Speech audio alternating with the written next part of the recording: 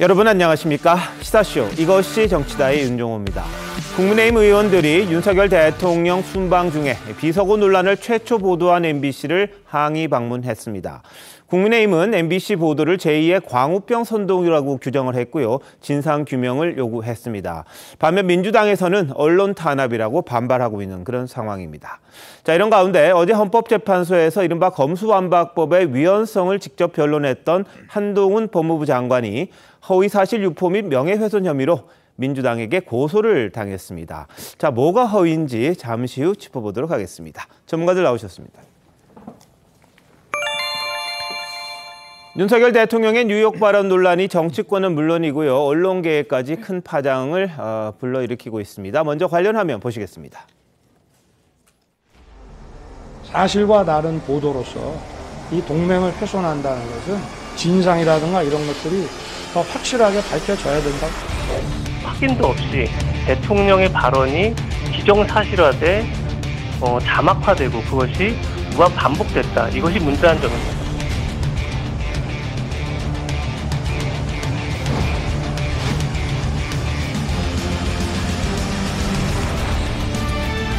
MBC는 사과하라! MBC 대표자 어떻습니까? 우리는 MBC 사장의 공식 해명을 듣기 위해서 이 자리에 왔습니다.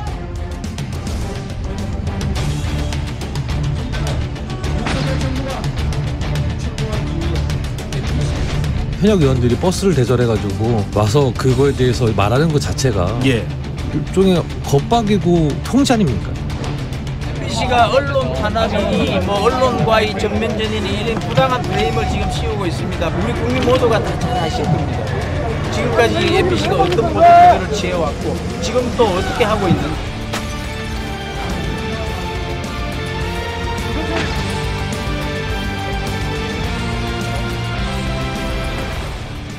네, 국민의힘에서는 자막 조작이라고 이야기를 하고 있는 그런 상황입니다. 반면에 야당에서는 언론 탄압이라고 하고 있죠.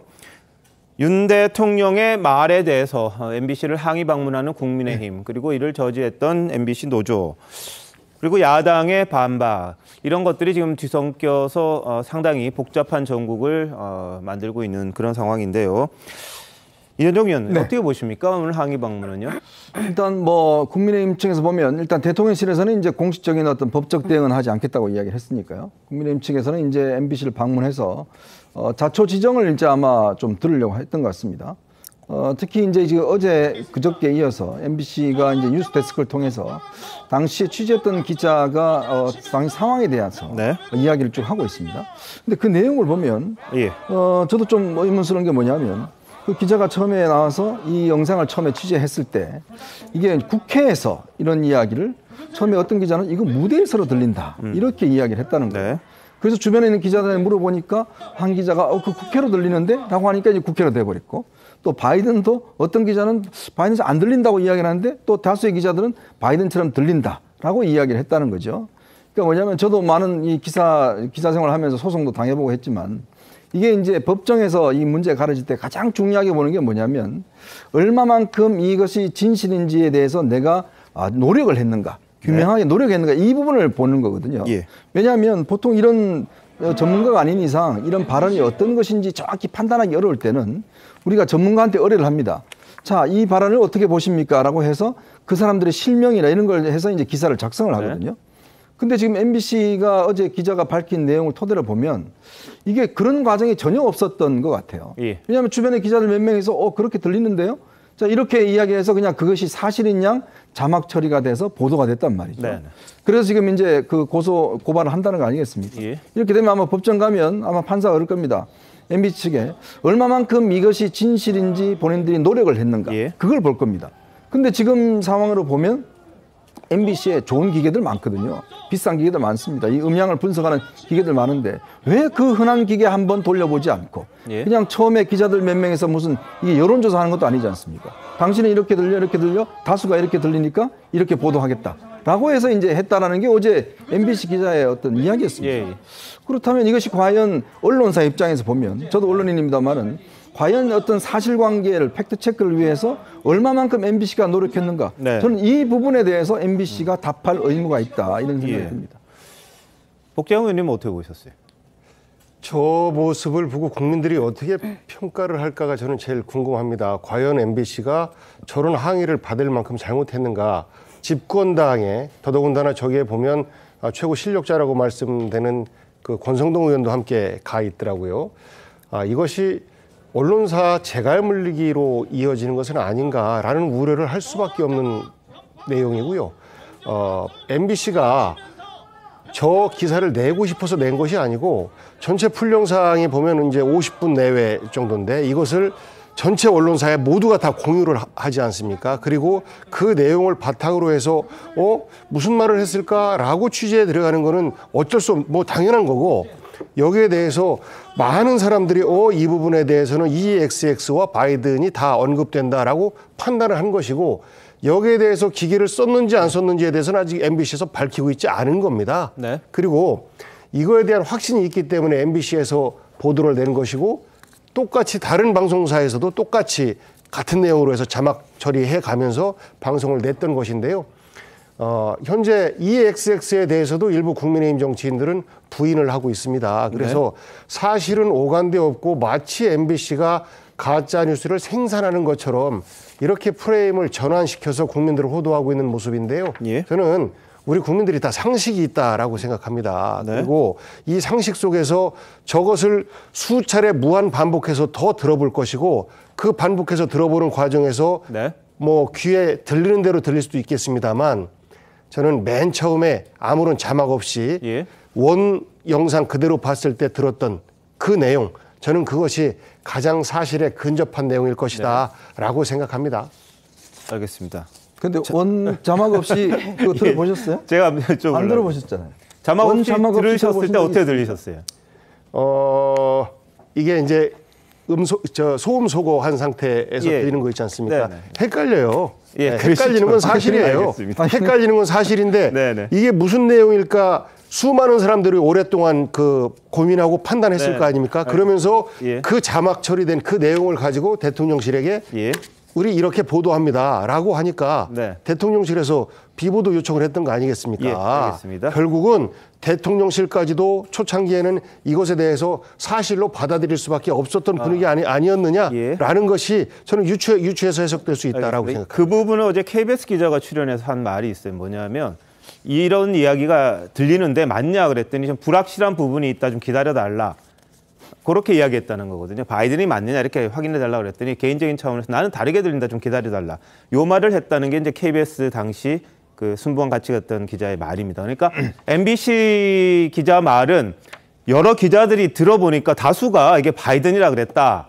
그래서 자신 있게 했다. 이런 취지로 이야기를 한 거고요. KBS 기자는 대통령실에게 물어봤더니 좀 다르게 들으니까 좀 기다려달라 그랬다. 그 상황까지 이제 나와 있는 거예요. 그러니까 현장에 갔던 기자들이 뭐 헷갈릴 수도 있고 이게 좀 불명확할 수도 있습니다. 과연 그랬을 때 언론사에서 어떻게 했어야 하느냐. 그런 부분에 대한 문제 제기는 있을 수가 있을 것 같아요. 대통령의 말이고 이게 말을 뭐 MBC가 이야기했듯이 한미 관계에 굉장히 치명적인 참사처럼 된다면 좀 더 신중하게 이 말에 대해서 더 정확하게 확인을 했어야 되는 게 아니냐. 그러니까 대통령실에서 답이 없다. 그래서 바로 낸다. 그게 과연 옳았느냐. 내지는 이게 정말 뭘 가지고 이 근거를 가졌을까. 이런 부분에 대한 문제제기가 지금 나오는 그런 상황이거든요. 자, 오늘 MBC 방문했던 국민의힘 그리고 민주당의 반박 같이 한번 보시겠습니다. MBC 자막 조작 사건입니다. 자막을 조작해서 대통령 발언을 왜곡하여 국민을 속였습니다. 대국민 보이스피싱입니다. 외교적인 자해 공갈입니다. MBC가 조작을 하면 민주당은 선동을 했습니다. 제2의 광우병 선동입니다. MBC는 자칭 공영방송이라고 합니다. 현실은 민주당의 전위부대가 돼서 국익을 해치고 있습니다. 공영방송이라는 간판과 구호를 내려야 합니다.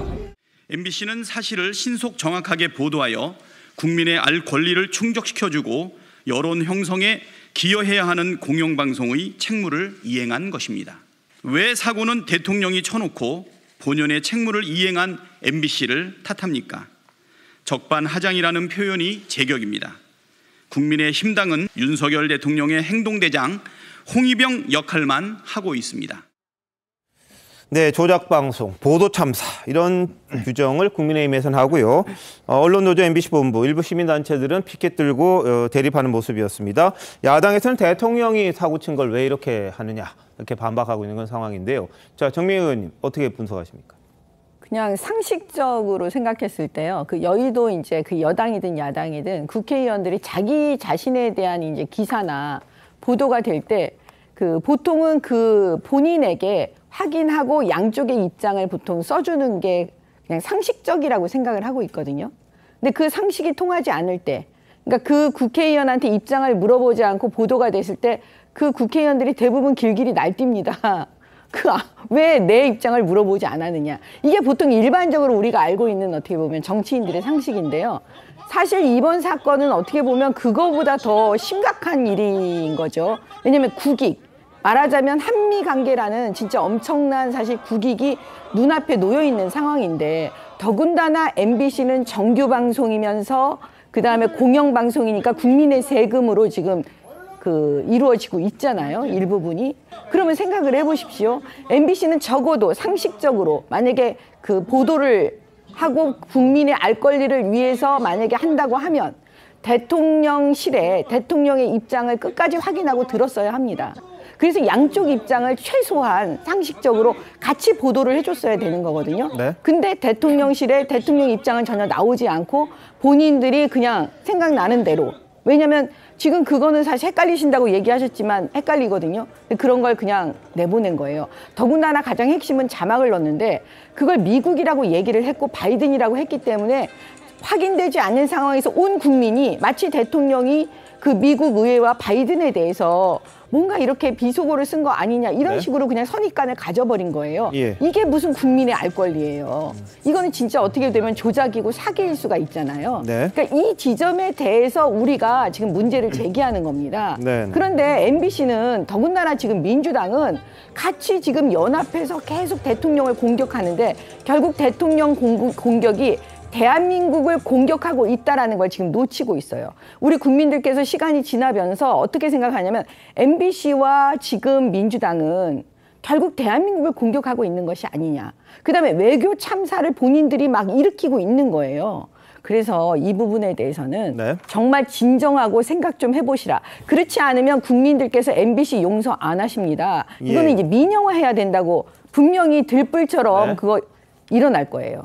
예, 짧게 제가 헷갈린다라고 드린 말씀은 맨 처음 들어보면 헷갈린다. 하지만 자세히 들어보면 달라진다라는 결론이었습니다. 자, 오늘 뭐 한 경제진 논설위원은 수백 번 들어봤더니 진짜 모르겠더라 이런 사설을 쓸 정도로 저희도 들어보면 들을 때마다 이 글자가 생각나면 그렇게 들리고 저 글자가 생각나면 또 그렇게 들리고 그런 측면이 없지 않습니다. 이 사실관계는 하나일 텐데 이 대통령실에서 해명하는 부분이 있을 것이고 뭐 나름 분석을 했다니까 과학적으로 그런 게 하나 있을 것이고 그리고 처음에 MBC가 뭐를 근거로 했는지 모르겠습니다만 자신 있게 바이든이라고 했을 때는 나름의 판단이 있었을 텐데 그 근거가 뭔지 참 궁금해요.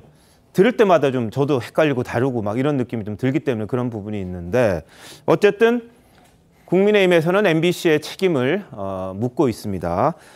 MBC가 조작하면 민주당은 선동하는 이 광우병 사태와 똑같은 방식이다. 제2의 광우병 선동으로 단순한 해프닝을 외교 참사로 규정하고 정권을 흔들려는 속셈이다. 이렇게 이야기했습니다. 자, 장유미 변호사 어때요? 네, 일단 영상이 있습니다. 달리 들리는 부분이 있다라고 하면 대통령실 바로 잡으면 되는 일입니다. 바로 잡았으니까 저는 대통령실도 이 보도가 나왔을 때 우왕좌왕하면서 아마 바이든 대통령을 입에 대통령이 담은 것이 맞다라고 판단 내렸던 것 같습니다. 그렇지 않다면 지금까지의 상황이 제대로 설명되지 않습니다. 그리고 대통령실의 반응 저는 악수를 두고 있다라고 생각합니다. 왜냐하면 이게 MBC 혼자 이렇게 썼습니까? 그렇지 않습니다. 여러 언론사 그리고 많은 외신들도 아마 외신들 같은 경우에는 국내 언론을 인용했을 테니까 논외로 하더라도 사실 여러 언론사가 바이든이라고 썼습니다. 그렇다면 그것이 어떻게 조작일 수 있겠습니까? 이 부분을 사실관계 확인하는 건 매우 간단합니다. 대통령에게 물었으면 됩니다. 영상을 제시하면서 이게 구체적으로 어떤 워딩이었는지를 확인하면 됩니다. 지금 대통령이 거기에 대한 입장을 내놨다라는 게 사실 앞에 그 욕설은 기억나지 않고 뒤에 바이든은 언급하지 않았다라고 이야기하는 거. 어떻게 한 문장을 얘기하면서 전자는 기억나지 않고 후자는 기억할 수 있겠습니까? 전 대통령실이 진실을 이야기하고 있지 않다라고 생각합니다. 예. 그런데요, 아까 경제지 논설위원회 칼럼도 언급해 주셨지만 이게 6대 4건, 뭐 5대 5건, 7대 3이건 네네. 바이든으로 들리지 않고 다르게 들린다는 국민들도 상당 부분 많이 계시잖아요. 이런 경우에서는 특히나 국익을 밀접하게 고려했다면 해석의 여지를 두거나 또는 대통령실의 확실한 반론, 반응이 나올 때까지 기다리고 그 반론을 확인한 후에 이 국민들이 판단할 수 있게끔 보도하는 게 취재 윤리에 맞다는 생각을 합니다. 네. 그런 점에서 이 미국 국무부나 백악관에게 메일 보낼 시간은 있었고 대통령실의 명확한 해명을 기다릴 시간은 없었다는 MBC의 답변이 이해가 잘 안 되는 것이고요. 지금 국민의힘에서 광우병 파동을 꺼내고 있는 건 전 적절한 대응인 것 같아요. 그 당시에 그 광우병 다큐멘터리 찍었던 MBC PD수첩의 PD나 기자들 미국소로 회식 한번 안 했겠습니까? 값싸고 맛있는 미국소 많이 드셨겠죠. 그러니까 한번 우리 국민들이 그 말도 안 되는 가짜 뉴스로 인한 소동에 당해본 경험이 생생하기 때문에 처음에는 이 보도가 나왔을 때 자막을 보고 많이 놀랐다가도 과거의 광우병 파동을 떠올리면 아, 이런 적이 있었구나. 우리가 이 MBC가 만든 공교롭게도 같은 방송사입니다. 그 가짜 다큐 때문에 좀 안 해도 될 그런 일들을 많이 했었구나 하는 걸 생각하면서 다시금 이 사안을 조금 천천히 살펴보시지 않을까 싶고 무엇보다 중요한 건 맥락인데요.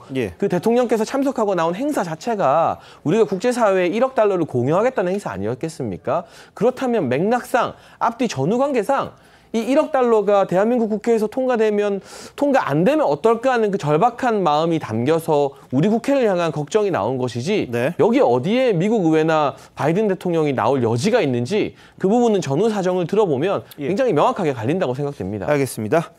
자, 어제 뭐 MBC 기자 이야기 이현정 의원은 이야기를 하셨는데 출연해서 이렇게 이야기를 했죠. 다른 방송 기자들과 함께 들었지만 바이든이라고 들리는 의견이 많았고 대통령실 해명이 늦어진 탓에 기자들이 이해한 대로 보도했던 거다 이런 이야기를 했습니다. 근데 제가 어제도 말씀을 드렸는데 일부 언론사 보고에는 바이든에 대해서 물음표를 찍어서 보고를 한 데도 있어요. 그러니까 불확실하다는 거죠. 과연 그랬을 때 MBC가 외교 한미 관계에 중시하는 방송이니까 그랬다면 좀 더 신중했어야 되는 것 아니냐. 그렇게 속보가 중요했을까? 정확성이 중요했을까? 그런 부분에 대한 논란은 제기가 되고 있는 겁니다. 국민의힘에서는 그래서 공영방송이라고 하면서 이런 식으로 어떻게 함부로 보도를 할 수 있느냐라고 주장을 하는 그런 부분이 있고 민영화에 대한 이야기를 또 오늘 꺼냈습니다. 뭐 MBC 쪽에서는 반대하는 입장을 또 이야기를 했는데 자, 이현정 의원. 네. 대통령실에서 이제 보도자료를 낸다든지 대통령의 말에 대해서는 굉장히 좀 세밀하게 따지는 경우가 많잖아요. 많죠. 그리고 엠바고라는 것도 이제 대통령 말이 정확하게 뭔지를 판단을 한 다음에 내는 게 그 이유일 텐데 그 MBC가 이렇게 기자들이 다수가 그렇게 이해했다고 자막을 냈단 말이죠. 낸 다음에 대부분의 방송사들이 그 자막대로 생각하면 또 그렇게 들려요. 그렇죠. 그러다 보니까 또 따라가고 나중에 이제 김은혜 홍보수석이 이를 해명할 때까지 시간이 오래 걸리다 보니까 우리 국민들은 아, 이게 그거였구나라고 이제 또 인식하게 되는 그런 측면이 있었단 말이죠. 근데 MBC는 어떻게 했어야 될까요? 그러니까 이제 보통 이게 사실은 이 발언이 이날 행사가 갑작스럽게 잡힌 행사입니다. 그래서 이제 풀 기자단, 대표 기자들 이제 몇 명이가 취재를 하는 건데요. 공교롭게도 당시에 카메라 기자도 MBC 기자였죠. 취재 기자도 MBC 기자였습니다. 자, 그래서 그날 이 기자들이 제가 이제 물어보니까 다들 이 48초 면담, 이거 이제 기사 작성하느라고 정신이 없었다는 거예요. 자, 그런데 MBC 기자가 욕설 있어, 욕설. 이렇게 이제 이야기를 퍼뜨렸다는 거죠. 그래서 거기 현장에 있던 기자들이 뭐야 하면서 이제 모여들었다는 겁니다. 그러면서 이제 이 문제가 이제 시작되기 시작한 거예요. 자, 그러니까 영상을 찍은 것도 MBC 기자, 현장에 취재한 것도 MBC 기자. 자, 그러니까 이제 다른 기자들 입장에서 보면 이건 MBC가 취재하고 직접 찍었으니까 그렇게 가능성이 있다. 근데 이제 어제 출연했던 기자의 이야기에 따르면 이게 뭐 어디 검증 거친 게 아니라 다들 보니까 이런 사람이 다수다라고 해서 이제 이거를 자막화 시켜버렸다는 거죠. 이게 과연 속보가 될까요? 이게 지금 아주 분초를 다투는 중요한 보도일까요? 자, 그렇다면 저는 충분히 시간을 갖고 이 문제에 대한 검증을 해볼 수 있다고 생각합니다. 왜냐하면 제가 대변인실에 물어보니까 왜 대응이 늦었냐 물어보니까 대통령도 어떤 말을 했는지 기억이 잘 안 난다고 그래요. 예. 자, 그러면 이걸 근거를 가지려면 전문가한테 물어봐라. 그래서 국내에 있는 3명의 전문가한테 이걸 맡겼다고 그럽니다. 예. 우리 시간으로는 아침이지만 그 미국 시간으로는 저녁이었거든요. 그렇죠. 그래서 3개, 뭐 숭실대 소리연구소 등등 해서 3명이 다 해서 그 검토 결과가 왔는 결과 도대체 판독이 안 된다. 네. 그리고 이제 난리면이 아니라 난리문으로 한 것 같다. 뭐 등등의 어떤 여러 가지 의견이 있었다는 거예요. 그래서 이제 김은혜 수석이 이제 그거를 발표를 했다는 거죠. 왜냐하면 김은혜 수석 입장에서도 대통령의 기억이 잘 안 나겠다고 그러는데 그럼 뭔 근거가 있어야 될 거 아니겠습니까? 네. 그래서 검증을 거쳐서 발표를 했다는 거예요. 자, 그러면 이런 정도의 발언이라면 MBC에 기계가 많지 않습니까? 그러면 예를 들어서 이거를 갖다가 뭐 MR을 제거한다든지 뭐 등등 여러 가지 방법으로 또 전문가들 많잖아요. 음향 전문가도 있고. 그럼 최소한 그런 전문가들 몇몇의 반응을 들어보고 자, 그럼 또 이렇게도 들린다라고 의견을 둬야 되는데 문제는 첫 번째 영상, 두 번째 영상은 더군다나 국회가 이게 한국 국회밖에 없으니까 앞에다가 미국이라고 관로치고 이야기를 합니다. 그다음에 저녁에 앵커멘트 그냥 확정적으로 대한민국 대통령이 바이든 대통령과 미국 의회를 욕했다라고 이야기를 해버립니다. 자, 그러면 저도 언론 입장이지만 이런 중대한 문제를 과연 또 들리지도 않는 문제를 다 헷갈리신다고 그랬잖아요. 그런 발언을 과연 이렇게 확정적으로 먼저 보도한 언론사가 끌고 가니 다른 언론사도 똑같이 갈 수밖에 없는 현상이 있는 거죠. 그런데 문제는 어제 MBC 측에서는 다른 데도 다 그렇게 보도했다라고 이제 책임을 전가하고 있는데 문제는 첫 번째 보도한 데서 왜 이렇게 했는지 그럼 과연 어떤 검증 과정인지 작년에 올림픽 할 때 MBC가 이 자막 사고가 있었습니다. 그 뭐냐면 올림픽에 참가하는 국가들 하면서 자막을 쓰면서 우크라이나 같은 경우는 체르노빌 폭발 사건 뭐 등등이 있어갖고 사장이 공개 사과하려고 보도본부장이 경질을 냈습니다. 그러면서 이야기한 게 뭐냐면 앞으로 자막에 대해서 철저하게 검증을 거치겠다고 약속을 했어요. 자, 1년 전에 그렇게 이야기를 했습니다. 근데 지금 와서 그것에 대해서 과연 어떤 검증을 했는지 제가 묻고 싶은 것도 그 이야기입니다. 알겠습니다. 어제 MBC 출연 기자 이야기를 들어보면 또 약간 모순되는 게 있어요. 말하자면 이 처음에 바이든으로 들린다는 의견이 많았다. 그래서 이제 바이든 그 뒤쪽은 이제 바이든 했다고 쳐요. 그런데 앞에 어디에서라는 말이 들렸는데 처음에는 뭐 무대에서 이렇게 들었다가 바이든하고 무대는 또 호응이 안 되니까 그럼 국회 아니냐? 그래서 국회로 했다. 이런 이야기를 스스로 했단 말이죠. 그러면 바이든에 맞춰서 또 앞을 또 이 국회라는 걸로 단어를 끄집어낸 것처럼 되는데 자, 이건 과연 옳으냐? 장민희 변호사 어떻게 보세요? 사실 이게 판독이 안 되고 저희가 녹취 같은 거를 맡길 때도 증거로 내야 되는데 아주 엄정하지 않으면 뭐 청취불가 이런 식으로 쓰긴 합니다. 그런데 가급적 정확하게 하기 위해서는 맥락을 보는 부분은 분명히 있습니다. 이게 글로벌 펀드 회의에서 나오는 상황이었습니다. 아마 우리 국내 국회를 지칭하는 것이었다라는 데 대해서는 대통령실도 이론을 달고 있지는 않은 것 같은데 이 부분과 관련해서 그렇다면 바이든으로 이 부분을 상정해놓고 앞을 끼워 맞춘 거 아니냐? 그렇진 않아 보이고 그 맥락, 이 행사의 성격 그리고 그 뒤에 바로 이어진 대통령의 워딩이 이 행사에서 나왔던 어떤 상황을 언급했던 것으로 보이는 점. 그렇다면 이게 바이든인지 난리문인지는 모르지만 의회의 승인, 국회의 승인과 관련해가지고 언급이 있었기 때문에 이걸 의도적으로 저는 고의적으로 짜맞췄다라고 생각되진 않고 MBC가 굉장히 악의적으로 고의적으로 했다면 저는 다른 언론사들이 바이든이라는 말 쓰지 않았을 거라고 생각하고 국민들도 그렇게 인식하지 않았을 겁니다. 국민들이 바보가 아닌 이상 MBC가 바이든이라고 하면 바이든이고 아니라고 하면 아니라고 판단하지 않을 거라고 생각하고 저는 한미 동맹 중요하지만 국민 신뢰 얻는 게 대통령실로서는 그리고 대통령으로서는 훨씬 중요하다고 생각합니다. 예, 어떻게 보세요? 그러니까 이게요. 논란의 여지가 있잖아요. 이게 들었을 때 정말 명백하게 100% MBC가 자막단 발언 그대로라면 아무리 제가 국민의힘 소속이라고 해도 당원이라고 해도 여기서 이거 바이든 맞다, 미국 의회 맞다고 하는 말에 반박을 할 수가 없죠. 왜냐하면 100% 확실한 것 앞에서 어떻게 반박을 하겠습니까? 하지만 어떤 자막을 다느냐에 따라 어떻게 인식하고 듣느냐에 따라 논란의 여지가 있다는 것 자체로도 MBC는 그런 자막을 섣불리 달아서는 안 된다고 생각을 합니다. 100번 양보해서 대통령실에서 제대로 된 확인 절차나 해명을 반영하지 않고 기사를 내더라도 적어도 자막을 달지 않고 국민들이 듣는 대로 판단할 수 있게끔 그래서 그 자막을 보고 다른 언론사의 후속 보도가 따라가서 영향을 주거나 선입견을 주지 않게끔 하는 정도의 조치를 취하는 게 취재 윤리에 맞는 것이지 이걸 자막을 달았을 뿐만 아니라 나중에 후속 보도 보면 쓰지도 않은 미국이라는 단어까지 가로를 열어서 이 국회나 의회라는 단어가 미 의회를 지칭했다고 아주 국민들에게 단정적으로 인식을 심어주고 있지 않습니까? 이런 부분에 대한 문제 제기를 하는 것이고요. 여기에 대해서 성의 있는 해명이 나오지 않고 MBC 내부 제3노조도 MBC 안에서도 이건 취재윤리 위반이라고 지적하는데 이걸 단순히 국민의힘만 이 비판한다고 판단을 한다면 그건 MBC가 문제의 본질을 잘못 짚어도 한참 잘못 짚은 거라고 생각을 합니다. 예, 지금 말씀하셨으니까 MBC 제3노조에서는 어제 이 기자 출연에 대해서 논점에서 벗어난 변명이다. 결국 알아듣지 못한 불확실한 소리들을 몇몇 기자들끼리 짜맞췄다는 걸 인정한 것 아니냐 이렇게 또 주장을 했습니다. 그러면서 이 뉴스룸에서 상당히 엠바고와 관련해서 이게 언제 기사가 나가는지에 대해서 뭐 다들 기대하는 모습들도 일부 언론에서는 나왔었다. 뭐 이렇게 또 이야기를 하고 있는 상황이죠. 근데 이 디지털 뉴스룸에서 처음에 이 영상 뉴스로 내보냈는데 이걸 이 디지털 뉴스룸의 국장이 직접 제작했다 이런 보도가 일부에서 나갔습니다. 주장을 했습니다. MBC 제3노조에서는요. 근데 여기에 대해서 이 국장은 뭐 직원들이 발령난 게 22일, 23일 얼마 되지도 않았고 전제부터 결론까지 제작 여부까지 사실관계가 맞지 않다 이렇게 반박을 하는 그런 상황이고요. MBC 제3노조 측에서는 조직 개편만 그때 이루어졌지 뉴스 코너 이 코너는 계속 디지털 뉴스룸에서 제작해왔고 당시 CCTV를 한번 보자 이렇게까지 지금 반박하고 있는 그런 상황이기도 합니다. 네, 복 의원님. 예, MBC 제3노조 KBS에도 노조가 여러 개인데 여기에는 정치적 성향들이 다 좀 담겨져 있는 듯합니다. 여기에 따라서 정치적 입장에 따라서 이제 서로 다른 주장을 하고 있는 것인데 그러한 부분인 것 같고요.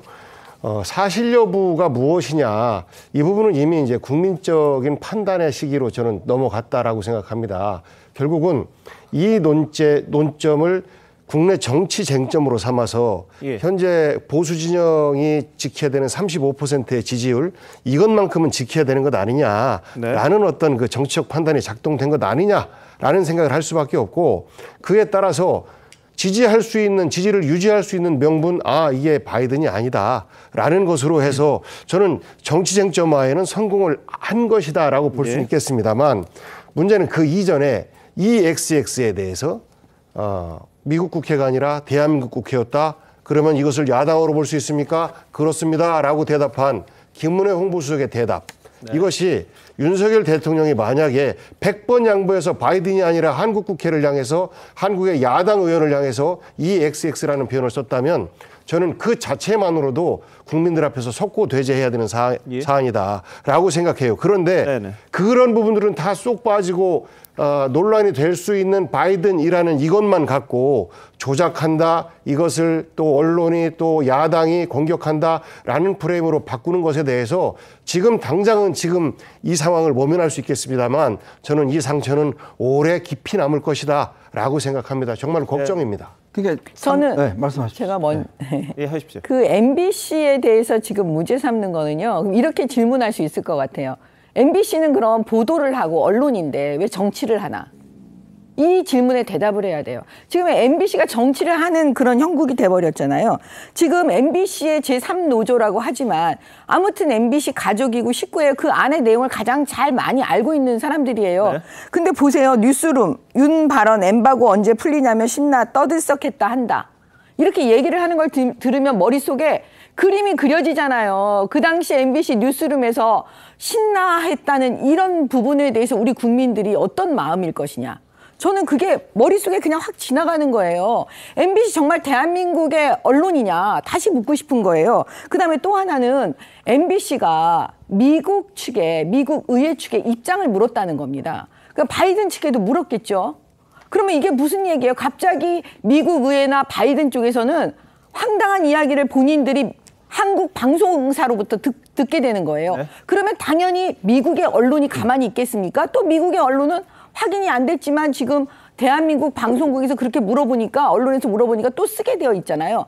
그래놓고 다 지금 미국 언론이 쓰니까 또 지금 와서 야당 인사들, 민주당 인사들이 우리 방송에서 뭐라 그러냐면 아 미국 방송, 미국 언론에서도 이거 다 쓰고 있다. 그러니까 미국에 사과해야 된대요.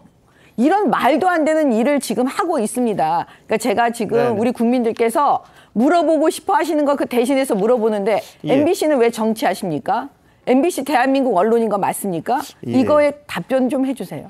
알겠습니다. 뭐 공영방송으로서 정치를 한다고 하긴 좀 그렇겠습니다만 여하튼 MBC가 이번에 대한민국의 외교가 혹시 무너질까 싶어서 한미 관계가 나빠질까 싶어서 이 부분에 대해서 사전에 빨리 한 거 아닌가 이렇게도 보시는 분도 있으시겠죠. 그러면서 빨리 이걸 마무리를 하고 좀 관계를 개선해라 이런 취지로 보도했을 수도 있겠습니다만 다만 이게 이렇게 정말 명확하지 않은 상황에서 속보를 형식으로 빨리 내서 해야 될 것이냐라는 데 대한 건 좀 생각을 해봐야 되는 부분인 것 같아요. 언론으로서 만약에 TV조선이 그런 게 좀 불명확하다. 그랬을 때 과연 빨리 보도를 할 수 있을까 없을까? 그 부분도 저희들은 고민을 해야 되는 그런 부분이거든요. 무슨 자신이 있었길래 이걸 바이든이라고 꼭 박아서 내보낼 수 있었을까? 거기에 대한 부분은 저도 잘 모르겠어요. 만약에 제가 MBC에 있는데 이게 불명확한데 뭔가 바이든 같은데 이걸 빨리 내야겠다 이런 생각을 할 수 있었을까? 다른 데서 어떻게 하는지 한번 같이 좀 볼까? 뭐 이런 정도는 모르겠습니다만 우리가 먼저 보도를 해야 된다? 굉장히 위험스럽다고 생각하지 않았을까? 개인적으로는 그렇습니다. 근데 이걸 MBC에서는 이렇게 과감하게 했으니까 그 근거를 제시하면 되지 않겠나 싶습니다. 왜 이 자막이 나갔는지에 대한 부분에 대해서 명확하게 좀 설명이 필요하지 않겠나 이런 게 이제 여권에서 주장하는 목소리고요. 또 오늘 논란이 된 건 뭐냐면 이 방송에 나오기도 전에 박홍근 원내대표가 회의에서 이 부분을 지적을 했죠. 지금 대통령이 미국 정상을 폄훼하는 말을 했다 이렇게 이야기를 하는데 그 단초가 된 게 바로 민주당 이동주 의원실의 최지용 선임 비서관입니다. SNS를 통해서 이 커뮤니티에 이 내용을 가장 먼저 올렸던 분입니다. 오늘 라디오에 직접 출연을 했어요. 본인이 이제 얼굴하고 다 공개를 하면서 내가 속한 이른바 SNS 방에는 MBC 기자가 없었다. 그래서 국민의힘이 제기한 정원 유착 아니다. 정면 반박을 했는데 한번 들어보시죠. 뭐 경위를 그냥 제가 짧게 설명을 드리면 제가 받은 시간은 8시 50분인데 저도 알아보니까 받았다는 거는 뭐 누구한테 별도로 전달받았다기보다는 여러 가지 단톡방이 있습니다. 아주 비슷한 시간에 같은 내용의 그 받은 글, 대통령 워딩이 들어가 있는 그것이 돌았고 여러 방에서 저 받은 글을 받으셨다고 했는데 네. 거기에 MBC 기자도 함께 있는 방이 있습니까? 참 그랬으면은 되게 저도 약간 쫄렸을 것 같은데요. 그러지 않아서 다행인 것 같습니다. 뭐 MBC 기자는 전혀 없었어요. 박홍근 원내대표께서 어떻게 글을 보게 되셨고 영상을 보게 되셨는지 저는 알 수가 없습니다. 제가 물어볼 수 있는 위치의 입장도 아니고요. 저도 그렇게 돌아다니는 글을 보고 영상을 봤는데 대표께서도 그러시지 않았을까 정도로 저는 생각을 합니다. 네, 자신이 관련 정보 받은 게 8시 50분이고요. 여러 방에서 뭐가 누가 먼저라고 할 것도 없이 같은 내용이 많이 돌았다고 합니다. 그래서 동시다발적으로 올라와서 그걸 옮겼고 순방 기자 또는 대통령실 출입 기자가 아니더라도 알 수 있는 정보였다. 그래서 그 정보에 따라서 여러 곳에 이제 또 물어봤다는 거죠. 이게 맞느냐, 어떤 일이 일어나고 있느냐. 그러면서 이제 보도 준비하는 것도 알았고, 그래서 MBC 상황에 대해서 설명을 한 거였습니다. 자, 장유미 변호사, 네. 이거 어떻게 봐야 돼요? 이게 이른바 정원유착의 고리와 관련해서 해명을 한 거 아니겠습니까? 그렇다면 언론사가 민주당, 특히 MBC가 민주당과 뭔가 어떤 모종의 의도를 가지고 이것을 먼저 민주당에 알려줬다? 그렇지 않다라는 근거들이 너무나 많습니다. 지금 나온 이 최지용 비서관의 어떤 언급뿐만 아니라요. 엠바고가 풀리기 전에 이 서울시당 부대변인을 지냈던 국민의힘의 인사입니다. 그분이 본인의 SNS에 글을 올리기도 했습니다. 그 영상을 같이 공유하기도 했었죠. 여야 할 것 없이 이미 무차별적으로 SNS의 특성상 굉장히 많은 곳에 이렇게 널리 퍼져 있는 상황이었습니다. 그것을 어떻게 꼭 MBC를 꼭 집어서 민주당에 의도적으로 건넨 거 아니냐라고 단정 지을 수가 있습니까? 저는 사실 대통령이 이 발언을 한 거 부적절하죠. 그렇지만 깔끔하게 사과했으면 해프닝으로 끝날 일이었다고 생각합니다. 이게 공식적인 자리도 아니었지 않습니까? 이를 굉장히 이 사태를 굉장히 꼬이게 하고 있는 게 지금 이게 맞는 방향인가? 그냥 국민들께 깔끔하게 사과하십시오, 지금이라도. 그게 맞는 방향인 것 같습니다.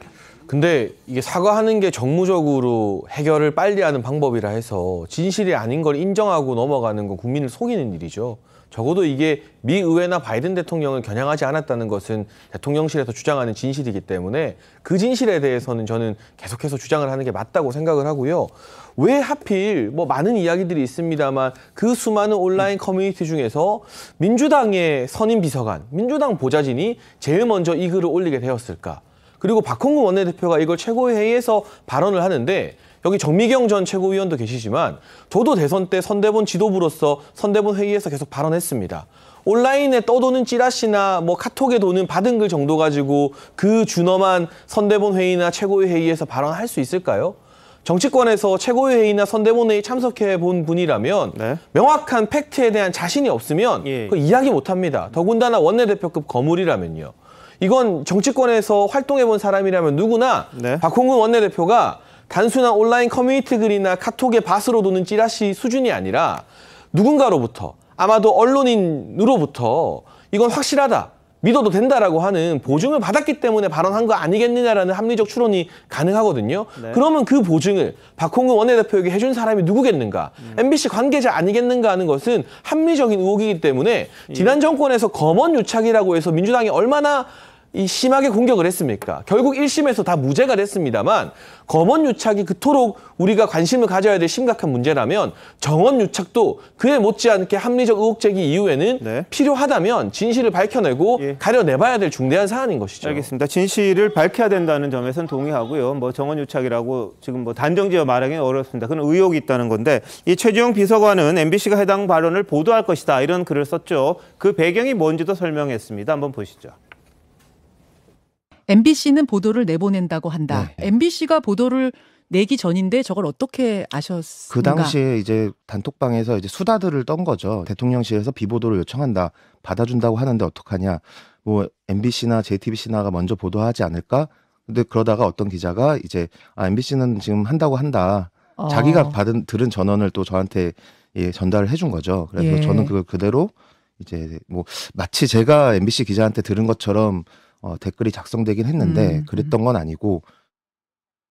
네, 자 저렇게 이제 글을 썼습니다. 그런데 이 박홍근 원내대표가 이 사안을 언급하게 된 배경에 대해서 오늘 설명을 했어요. 오영환 원내대변인이 설명한 게 뭐냐면 8시 30분부터 비공개 회의를 시작해서 9시까지 메시지 점검 논의를 하던 중에 이런 글이 온라인으로 떠돈다는 걸 알았다. 그런데 뉴스가 정식 보도될 때까지 언급하지 않기로 했다가 이후 반디캠이라는 데서 영상이 유포되면서 그걸 보고 9시 30분쯤 원내대표가 모두 발언을 한 거다. 이렇게 설명을 했습니다. 자, 어떻게 보세요? 자, 일단 우선 정말 언론인으로서 정말 국민들께 어떻게 비춰질까 좀 죄송한 마음입니다. 왜냐하면 경찰이 수사를 하는데 그 수사 내용이 실시간으로 자기 지인들한테 다 공개된다라는 그런 현상하고 지금 보면 기자가 기사로 이야기하는 제가 기자 생활하면서 제일 먼저 들었던 이야기는 기자는 기사로 이야기해야 된다는 이야기를 많이 들었습니다. 근데 기자가 SNS로 찌라시로 이야기를 하는 세상이 되어버렸어요. 자, 분명히 기자단에서는 이게 9시 39분에 엠바고로 설정이 돼 있었습니다. 자, 다 합의한 겁니다. 그럼에도 불구하고 이게 이런 어떤 다양한 단톡방을 통해서 다 이게 노출이 됐어요. 모든 사람들이 다 알게끔 이렇게 SNS에 퍼졌단 말이죠. 과연 이게 언론의 윤리, 기자 윤리가 있는가라는 부분에 대해서 제가 의문을 제기를 하고 싶고요. 두 번째로는 자, 그러면 대한민국의 그 제1야당의 최고위원회입니다. 그러면 거기에서 박홍근 원내대표는 그날 회의를 주재하는 사람이었습니다. 그럼 박홍근 원내대표의 언급은 굉장히 중요한 언급이죠. 자, 박홍근 원내대표가 이날 이 언급을 하자마자 노컷뉴스, KBS 등등이 박홍근 원내대표의 이야기로 이 이야기를 보도를 했습니다. 그만큼 중요한 것이죠. 그런데 우리 정미경 최고위원도 계시지만 근데 대한민국의 최고위원들이 이렇게 보도가 아니라 지라시 보고 이렇게 막 이야기를 합니까? 공식적으로 국민들에게 많은 보도가 있는데 언론에 보도되지 않는 이야기를 저렇게 본인들이 다른 어떤 루트를 통해서 한 이야기를 확인도 안 해보고 그렇게 이야기하는가요? 그만큼 권위가 없는가요? 그런 문제를 저는 문제 제기하고 싶어요. 또 하나는 일단 언론이란 게 그렇습니다. 지금 우리가 기사를 쓸 때 항상 그런 원칙을 이야기를 합니다. 반드시 2~3명 이상의 실명의 다른 사람의 전문가에게 코멘트를 따라라고 이야기를 하고 있어요. 제가 워싱턴 포스트를 방문하니까 워싱턴 포스트에서 기사 작성의 가장 큰 원칙은 익명 보도를 하지 않는 겁니다. 항상 실명으로만 보도를 해야 돼요. 자기 책임을 지는 겁니다. 만약 이런 보도를 할 때면 자, 전문가 누구누구는 이렇게 들린다고 이야기를 했다라고 해야 되는 게 저는 기본 원칙이라고 봅니다. 그런데 기자들 몇 명이 모아놓고 이거 이렇게 들려? 그러면 다수가 그렇게 들려. 그냥 보도해. 라고 더군다나 이 문제가 얼마나 중요한 문제입니까? 네네. 그리고 이게 시급을 다투는 문제도 아니지 않습니까? 국익을 다투는 문제고 백악관 그다음에 국무부에 다 보냈다면서요. 한국 대통령이 당신들 욕했는데 어떤 생각인지 물었다면서요. 그런 중요한 사항을 자기들 몇 명이 모여서 합의해서 자 이런 걸로 하자라고 하는 게 이게 말이 된다고 생각하십니까? 자 그것에 사과하라고요? 그러니까 사과하기 이전에 이런 풍토에 대해서 반드시 짚고 넘어가고 대통령이 잘못 욕을 했다면 사과를 해야겠죠. 알겠습니다. 그런데 사과하는 게 최선이라고요? 저는 그렇게 생각하지는 않습니다. 예, 자 그 부분은 앞에 이제 뭐 비속어 논란에 대해서도 그 뭐 듣는 사람 따라 다르다 이런 이야기도 지금 나오는 상황이니까 그 부분 차치하고 지금 뒷부분에 대한 부분만 지금 이야기하는 걸로 일단은 저희들이 좀 하겠습니다. 자, 본경 의원님부터. 이준석 대표가 그 SNS에 진실을 이야기할 때가 가장 위험하다라는 그런 말을 인용해서 썼던데 아마 이 부분도 그런 것 같습니다. 그러면서 왜 MBC와 JTBC가 먼저 보도할 거라고 예측했을까? 그만큼 위험한 보도이기 때문에 그런 판단을 했을 것이고 MBC에서 이것을 더 기다리지 않고 보도했던 이유는 이미 시간을 충분히 주었다라고 판단한 것 같아요. 대략 한 그 7시 26분 정도에 그 대통령실에 이것에 대해서 확인을 했고 그쪽에서 비보도 요청을 했고 그로부터 벌써 한 2시간 정도 지나고 나서 언론에 냈던 거거든요. 그리고 이것이 어떻게 박홍근 원내대표의 모두 발언에 포함될 수 있었느냐라고 하는 것은 이 영상은 올라가자마자 분당 수백 건씩 이렇게 조회수가 올라가면서 이미 사실인 것으로 확인할 수 있는 만큼의 어떤 SNS상의 공신력을 받았기 때문에 그 원내대표 입장에서는 굉장히 지금 당장 이 시기에 이야기할 수 있는 이런 소재가 되기 때문에 당연히 이야기를 한 것이고 해명의 시간은 충분히 줬습니다.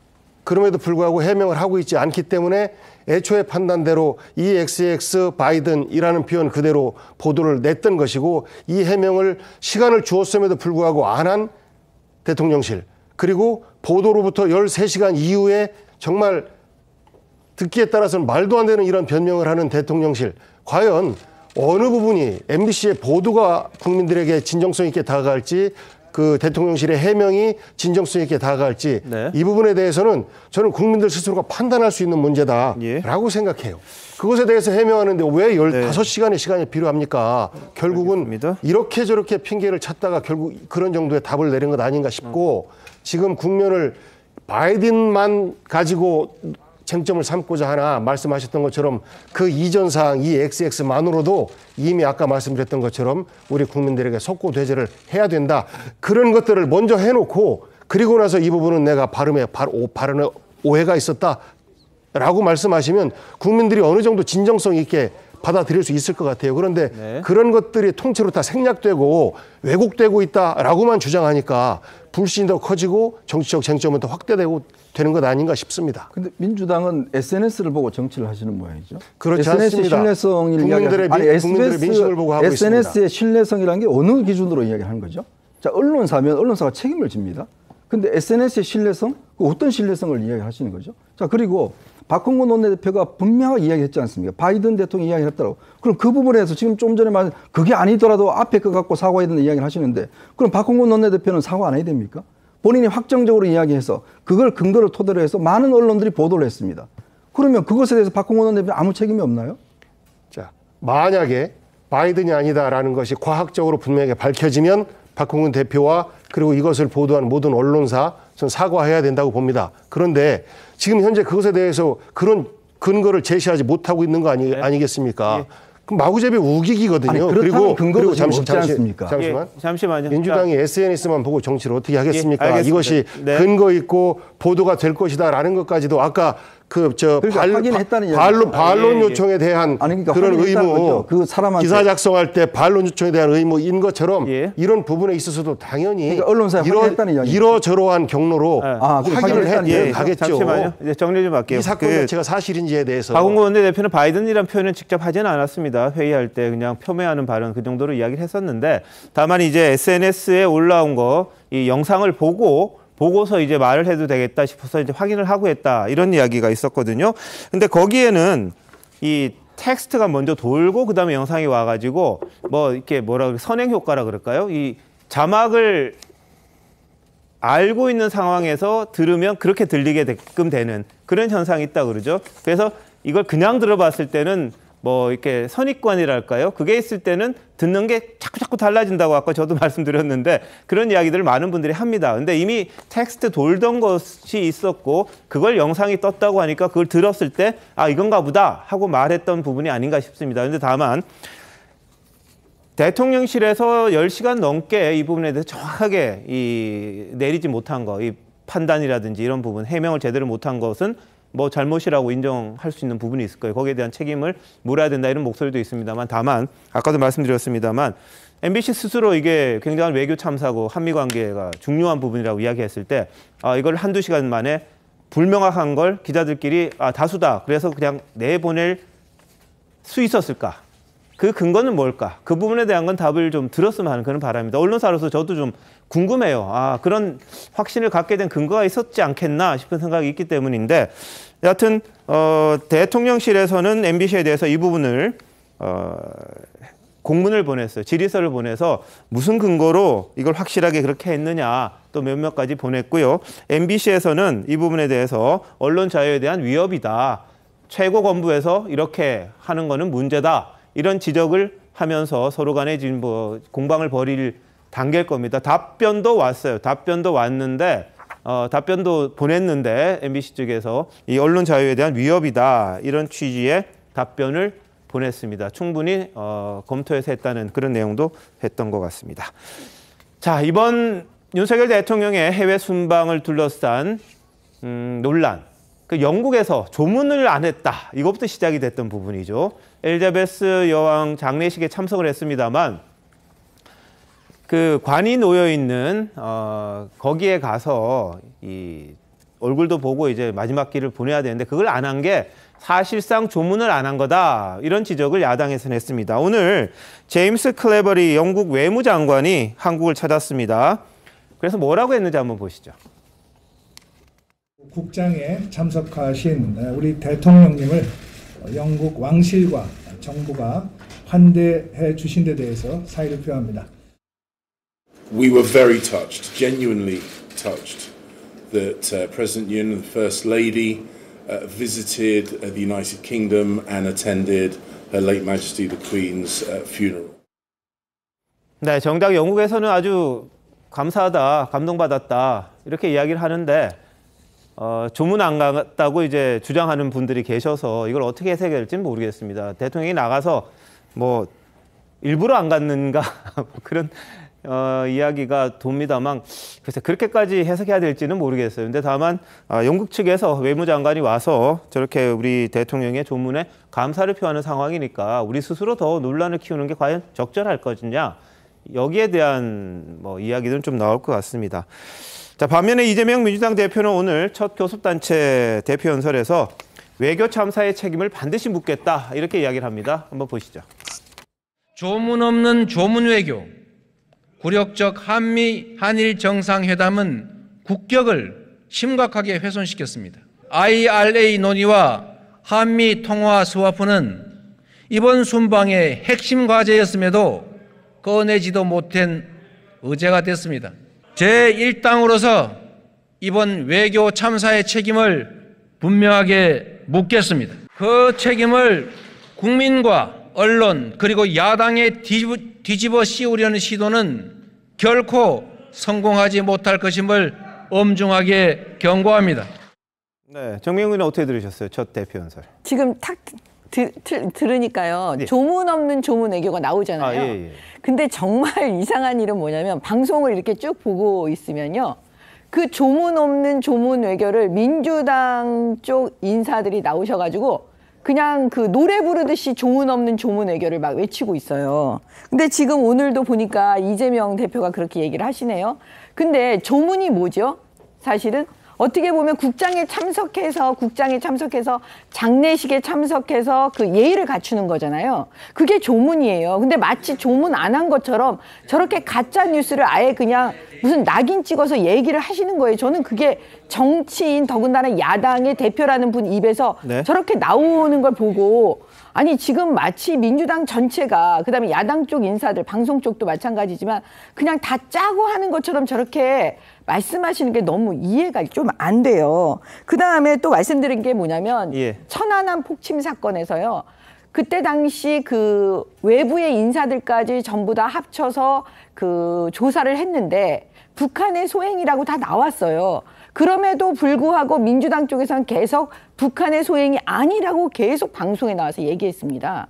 그러니까 똑같은 거예요. 지금도 조문 없는 조문이라니요. 세상에 그런 단어가 어디 있습니까? 알겠습니다. 그러니까 앞으로 이런 단어는 정말 그 쓰시면 자꾸 천안함 폭침이 생각나니까 그렇게 하시지 않았으면 좋겠습니다. 사실 하나만 바로 듣겠습니다. 천안함 폭침과 관련해서 민주당 쪽에서 북한의 소행이 아니다라고 주장한 바 없고 박영선 의원이 했죠. 잠시만요. 문재인 대통령께서도 공식적으로 북한의 소행이다라는 것을 인정을 하신 사안이다라는 것으로 바로 잡겠습니다. 알겠습니다. 일부 뭐 다른 이야기를 하시는 분도 있었습니다만 공식적인 입장은 아니라는 걸 말씀을 드릴게요. 자, 장유미 변호사 오늘 연사 어떻게 들으셨어요? 저는 야당 대표로서 당연히 지적할 수 있는 부분을 거론했다라고 생각합니다. 저는 윤석열 정부 들어서 대한민국의 정보기관이 정보 습득이나 이런 부분에 있어서 제 기능을 과연 하고 있는지 상당히 의문입니다.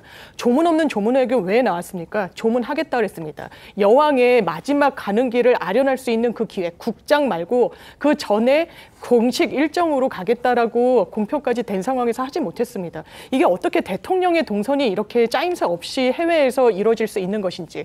또 하나 IRA 인플레이션 감축법과 관련해서 최종 이 미국 의회에서 안이 나온 게 7월 말입니다. 그 이후에 낸시 펠로시가 한국에 방문합니다. 그 당시에 윤석열 대통령께 묻고 싶습니다. 이런 IRA의 최종 안에 대해서 보고를 받았는지 보고를 받지 못했는지. 현대차 같은 경우에는 그 당시에 미국에서 현지 로펌을 고용해서 시시각각 챙기고 있었다라고 합니다.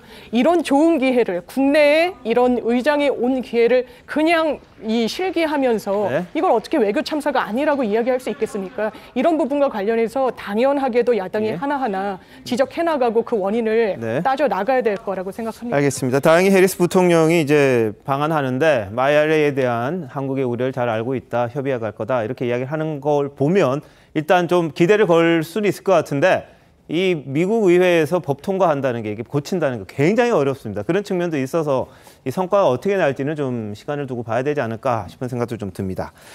자, 그런데 오늘 교섭단체 연설에서 이재명 대표가 이 얘기를 하자 국민의힘 의원들이 아낌없이 박수를 쳤다고 합니다. 무슨 일일까요, 도대체? 한번 보시죠.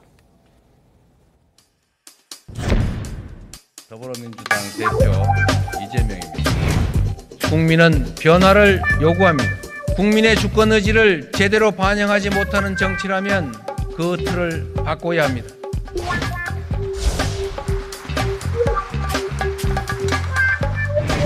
국회 특권 내려놓기도 미루지 않겠습니다. 면책 특권 뒤에 숨어서 거짓을 선동할 수 없도록 하겠습니다.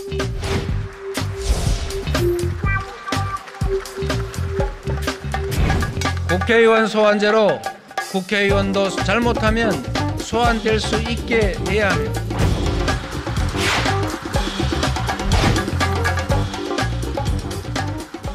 네, 이재명 대표는 오늘 개헌 이야기도 했고요. 대통령 이제 4년 중임하자 이렇게 이야기도 했고 면책특권 이야기도 했고 기본소득, 기본사회 이야기도 좀 했습니다. 본인의 이제 철학도 이야기를 했습니다만 이 대목에서는 여야 가리지 않고 박수를 받았다고 해요. 어떻게 보십니까? 네, 참 이재명 대표는 기본 참 좋아하시는 것 같아요. 근데 이제 이날 박수를 받은 게 뭐냐면 이제 국회의원 소환제, 면책특권 이제 하지 말자 이 부분이다 보니까 밑에서는 이 대표도 이렇게 이야기를 하면서 이제 박수를 쳤다는 거죠. 그만큼 왜냐하면 이재명 대표가 지금 일단 선거법 위반 혐의로는 이제 기소가 돼 있고 나머지 사안들도 이제 지금 현재 수사를 받고 있는 상황이지 않겠습니까? 그래서 원래 이제 보통 본인이 출마를 할 때 그래서 일부에서는 면책특권 때문에 출마하는 게 아니냐 뭐 이런 이제 견해도 있었고, 그리고 국민소환제 같은 경우는 이거는 이제 헌법 개정 사안입니다.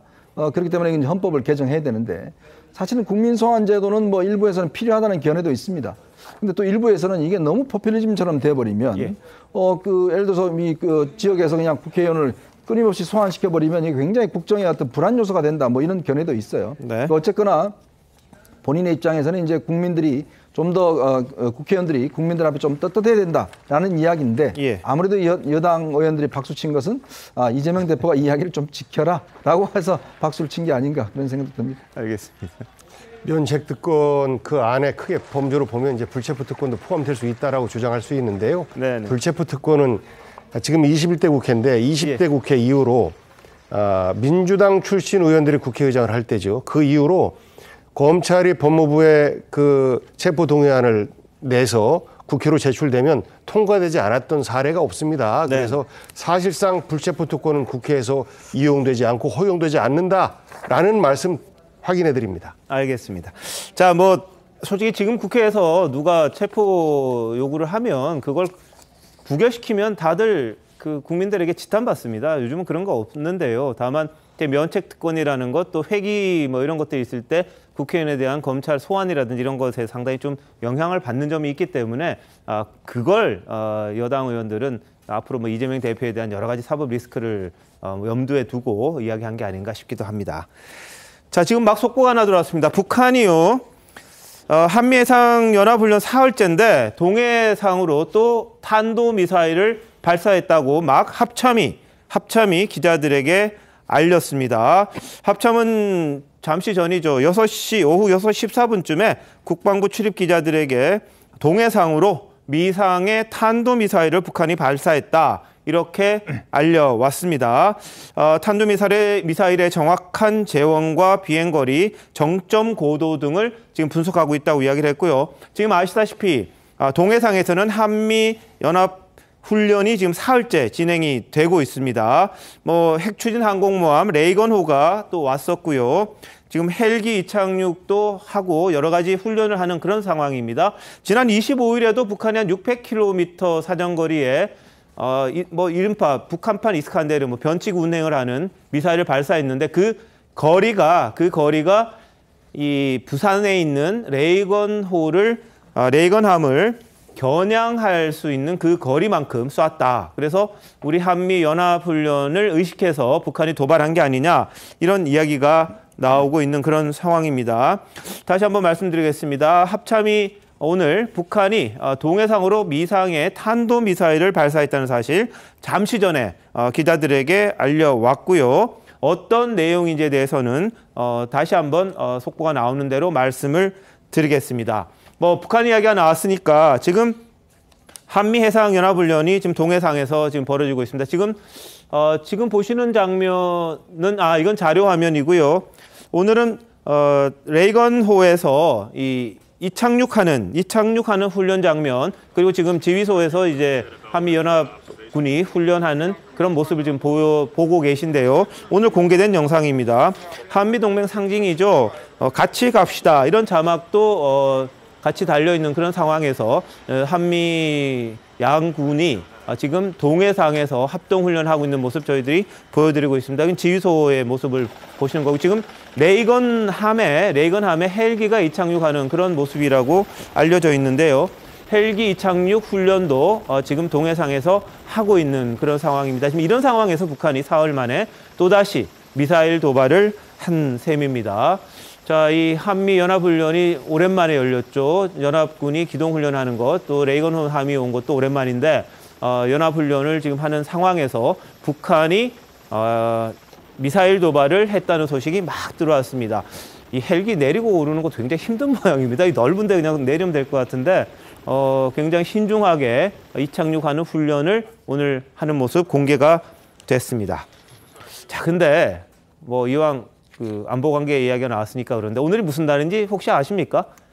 오늘이 바로 6.25가 발발한 이후에 북한군이 서울을 떠난 날입니다. 다시 말해서 우리 국군이 서울을 탈환했던 9.28 수복의 날입니다. 72주년이 되는 날인데요. 자, 국가기록원의 영상 한번 보시겠습니다. 마침내 27일 아침 한국 해병용사들이 중앙청에 태극기를 내걸었다. 28일에는 서울 수복을 자축하는 행사가 베풀어졌으니 98일 만에 수도 서울을 탈환한 것이었다. 이제 9월 28일 날 수복을 했다고 발표를 했고요. 사실은 27일 날 하루 전이죠. 어제인데 우리 국군이 당시에 중앙청에 태극기를 거는 장면이 나옵니다. 그런데 오늘 박민식 국가보훈처장이 2장의 사진을 나란히 자신의 SNS에 올렸어요. 한번 보시면 왼쪽에 있는 게 북한 국기죠. 인공기가 좀 밑에 지금 잘 안 보이실지 모르겠는데요. 이 장면입니다. 북한이 점령했을 당시에 중앙청에 걸렸던 인공기의 모습, 그리고 9.28 수복 직전인 27일 날 태극기가 걸렸던 2개의 사진을 올렸어요. 그러면서 나라가 어떻게 됐을까? 한번 생각해보는 계기를 주는 사진을 오늘 올렸습니다. 전혀 다른 2개의 세상, 우리 모두의 소중한 삶도 전혀 달라졌다. 이런 글을 했는데 오늘이 9.28이라는 거 다들 잊고 계셨을 텐데요.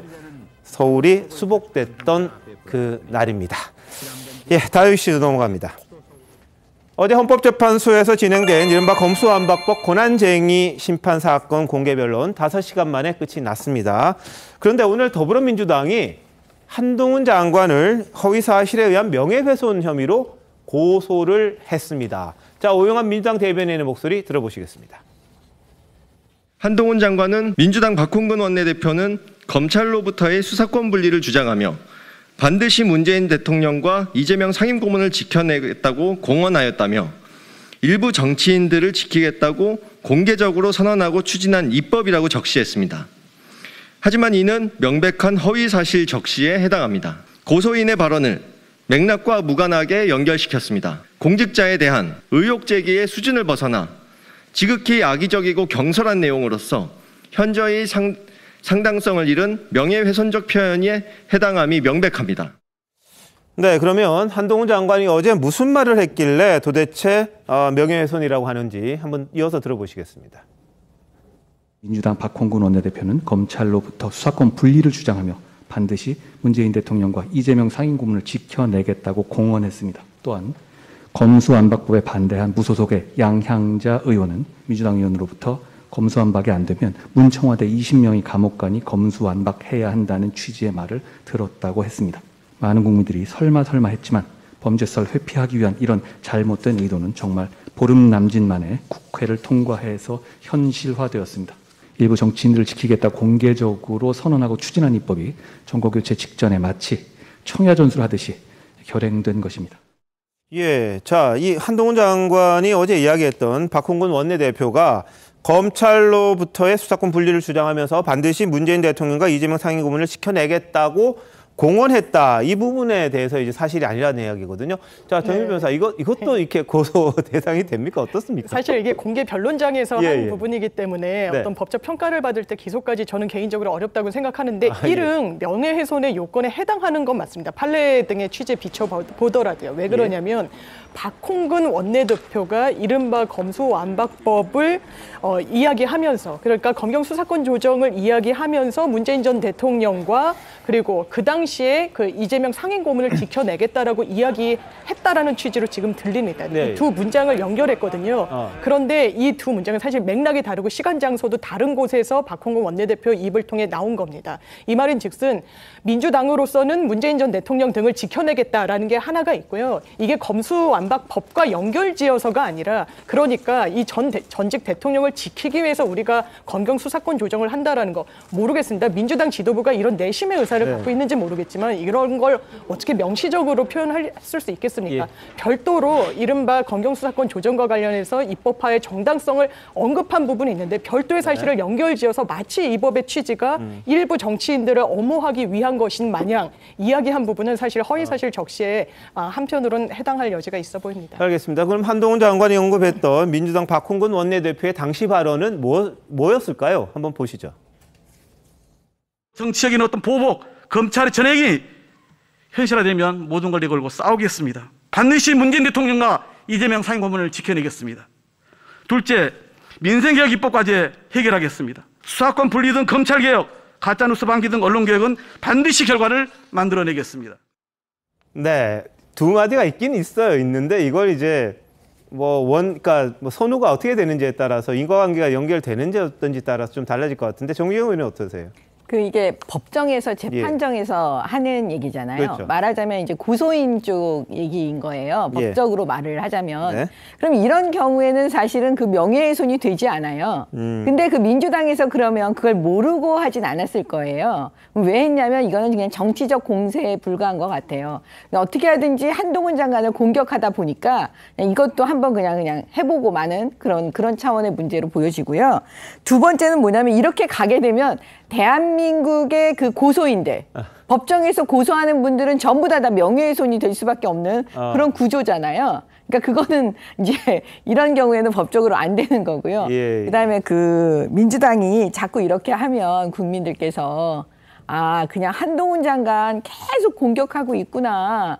그냥 이렇게 생각 들 수밖에 없을 것 같습니다. 알겠습니다. 한동훈 장관은 오늘 여기에 대해서 반박을 했는데 뭐라 그랬냐면요. 재판 5시간 했는데 왜 뒤늦게 재판정 밖에서 이러시냐. 할 말 있으면 재판정에 나와서 당당하게 말씀하시지 그랬냐. 이렇게 살짝 민주당을 비판을 했습니다. 자, 이게 바람직한지 안 한지 모르겠습니다만 한 장관이 계속해서 지금 야당 의원들과 충돌 지점이 계속해서 생기는 그런 모양새가 됐습니다. 자, 그런가 하면 어제 권한쟁의 심판 공개 변론에서는요, 민형배 의원의 이른바 위장탈당 논란을 두고 절차적 하자에 대한 공방도 있었습니다. 한번 보시죠. 위장탈당이라는 대한민국 헌정 역사상 듣도 보도 못한 반헌법적 행위를 통해서 안건 조정 절차를 조롱하고 무력화했습니다. 안건 조정위 구성을 앞두고 양향자 의원이 개정법에 반대한다는 의견을 밝히자 갑자기 민주당 소속의 민형배 의원이 탈당하고 곧바로 무소속 의원 자격으로 안건 조정위 위원이 되는 희극적인 상황이 발생했습니다. 계획적인 탈당이고 사실상 본인 스스로 이를 인정하기까지 했습니다. 현재 민형배 의원은 민주당을 위해서 헌신한 사람이라고 하면서 복당을 시도하고 있는 것으로 보도되고 있습니다. 이러한 탈당 행위가 진정 탈당 행위냐 가장 행위냐 하는 것입니다. 가장 행위라고 평가하게 된다면 이 탈당은 효력이 없습니다. 따라서 여전히 특정 정당 민주당 소속의 국회의원을 무소속 의원임을 전제로 안건조정위원회 위원으로 선임함으로써 3대3이 아닌 4대2의 구성을 이미 만든 상태로 가결을 시켰다. 다수결 원칙에 위배된다고 평가할 여지는 없는 것이냐 하는 것이 바로 법률적 관점에서의 평가입니다. 개헌의 어떤 정책 선택이나 결정을 입법 취지까지 판단을 해서 법 위반 여부를 법적으로 평가한다는 것은 극히 위험하다고 생각합니다. 우리 과거 헌정사를 비춰보면 원내 교섭단체를 이룰 수 있도록 이른바 의원 꿔주기 형태도 있었습니다.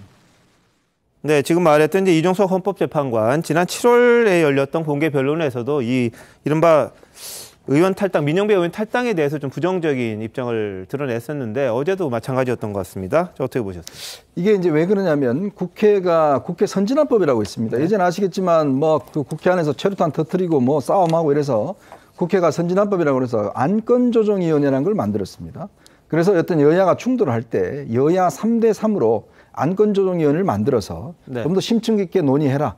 어떤 면에서 보면 이제 몸싸움 하지 말고 좀 토론해라, 논쟁해라. 이런 입법 취지로 이제 국회법이 개정이 됐습니다. 일명 국회 선진화법이라고 이야기를 하는데요. 그래서 각 상임위는 지금 안건조정위원회가 구성이 되어 있습니다. 근데 여야가 동수로 구성이 되게 돼 있거든요. 근데 문제는 당시에 야당 몫의 어떤 무소속을 당시 양향자 의원이 이제 들어갔어요. 근데 양향자 의원이 이 검수완박법 반대한다라고 이야기를 하니까 갑자기 민형배 의원이 탈당을 해서 당시에 그 상임위원장은 양향자 의원을 빼고 이 민형배 의원을 갖다가 이제 이 역동을 했단 말이에요. 자, 그러니 지금 이종석 재판관이 묻는 게 바로 그겁니다. 당신이 자의로 한 게 아니라 이 법을 통과시키기 위해서 의도적으로 했다라면 그거는 탈당 기본적인 탈당이 아니다라고 지적하는 거고 이번 헌법재판에서 이 문제가 가장 핵심적인 사안입니다. 자, 복 의원님 어떻게 보세요? 예, 위장 탈당 아니냐라는 주장을 계속 하고 계신데 사실상 민형배 의원이 검찰 개혁법, 검수완박법에 지정되는 저 법을 통과시키는 것이 본인이 정치하는 이유이기도 하다라는 말씀을 하시는 분인데 이것이 이제 국회의 절차 때문에 길목이 막힌다라고 판단을 해서 본인이 이제 정당의 당적을 버리게 된 것이죠. 그래서 저는 우리 헌법상으로는 국민은 누구나 정치의 자유 그리고 정당 선택의 자유가 있기 때문에 국회의원 또한 거기에 포함되는데 문제는 민주당에서 탈당 후 1년 내에는 복당을 안 받아주는 것을 이제 당국에 담고 있습니다. 그래서 지금 6개월 이상 다시 민주당으로 들어오지 못하고 있어요. 만약에 위장이었다라고 한다면 들어왔어야 맞죠. 저 사건 이후에. 그런데 아직도 입당을 못하고 있다라고 하는 것은 위장 탈당이 아니고 정치적 소신을 달성하기 위한 본인의 정치적 판단이었다라는 것이 맞는 것 같습니다. 알겠습니다. 헌법재판소에서 어떤 결정이 내려질지 한번 지켜보도록 하겠습니다. 자, 이런 가운데 이재명 민주당 대표의 측근으로 불렸던 이화영 전 경기도 평화부지사 어제 구속됐습니다. 오늘 새벽에 구속이 됐습니다. 쌍방울 그룹으로부터 뇌물 받은 혐의였는데요. 자, 이게 이재명 대표로까지 확대가 될지가 이제 많은 분들이 좀 관심을 갖고 있는 그런 부분이죠. 어제 이화영 전 부지사의 영장실질심사 전 발언 한번 보시죠. 혹시 그 법인카드 받아가지고 이용했다는 혐의 인정하십니까? 혹시 뭐 지속적으로 선물 받았다는 혐의도 인정하시나요? 한 말씀만 부탁드릴게요. 혹시 오해를 잘 설명할게요. 네, 법인카드 사용 여부에 대해서 사용하지 않았다 이렇게 부인을 했습니다만 법원은 혐의 있고 증거인멸 우려 있다 이렇게 구속을 한 겁니다. 자, 이게 뭐 4억 원 정도 뭐 받은 거다 이렇게 검찰은 주장을 하고 있는 상황이고 아들도 쌍방울 계열사에 취업했는데 1년에 회사 출입 기록이 14번 뿐이다. 이건 명목상으로만 그냥 하고 그런 거 아니냐, 돈 받은 것 아니냐 이런 이야기가 나오고 있는 그런 상황입니다. 자, 정미경 의원님, 뭐 이화영 의원 전 부지사는 그렇다 치고 이후에 이 사건이 어떤 식으로 불거질 것 같으십니까?